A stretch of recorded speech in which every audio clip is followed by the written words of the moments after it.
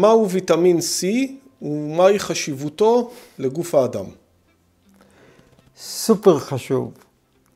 ויטמין C, כמו כל הוויטמינים, בלעדיו לנו אין חיים.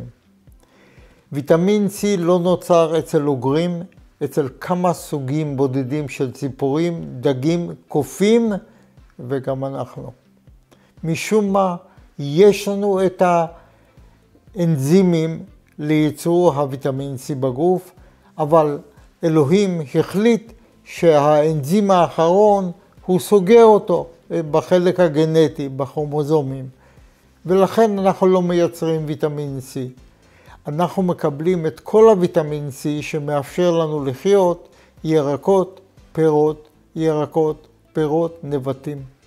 זה המקור העיקרי של ויטמין C. הוא האנטיביוטיקה הטובה ביותר. אנטיביוטיקה שמאפשרת לנו לעמוד על הרגליים, לתפקד. ברגע שלא נאכל לא ירקות, לא פירות, לא נבטים, ויטמין C ירד אצלנו בגוף. הוויטמין הזה נחוץ לכל אחד מאיתנו, למחלות של דלקת, למחלות של סרטן, לאשפוז בטיפול נמרץ, חובה, אבל רוב המקומות לא נותנים את הוויטמין C, ולכן התמותה היא בסביבות 50-60%. הוויטמין C נחוץ לכל תינוק שחס וחלילה הוריו והסכימו לתת לו חיסון. אם הוויטמין שלו יהיה נמוך בדם, הוא יאבד את הוויטמין תוך יום, יומיים, 3, ועלול למות מות הריסה. כך שעבורי זאת האנטיביוטיקה הטובה ביותר.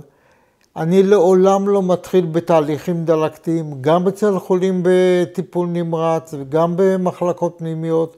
תמיד מתחיל בוויטמין C, לבריד בכמות של 10, 20, 25 ויותר ויטמין C. כל יום זה יכול להגיע אפילו ל-100 גרם, 150 גרם לבריד. כך שאין לי הרבה מה להגיד למעשה, למרות שכתבתי בספר ובחרתם בחיים פרק של 21 עמודים על הנושא הזה, תיאור מקרים על התמותה ממחלת צפדינה. מיליון מלאכים בריטים מתו מהצפדינה במשך 200 שנה. ברגע שניתן הלימון או הליים, שזה פחות או יותר אותו דבר, נגמרה המחלה, ואנחנו לא מכירים אותה היום. אנחנו מגלים אותה מחדש בחדרי טיפול נמרץ. שם כעבור יומיים הוויטמין C נופל לאפס. וכשהוא נופל לאפס, התמותה מתחילה. היום בבתי חולים אין ויטמין C, בטח לא באמפולה, בטח לא לבריד, וזו תוצאה של התמותה באחוזים גבוהים מאוד לכל מי שמתאשפז.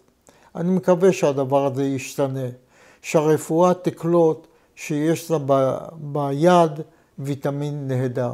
תודה.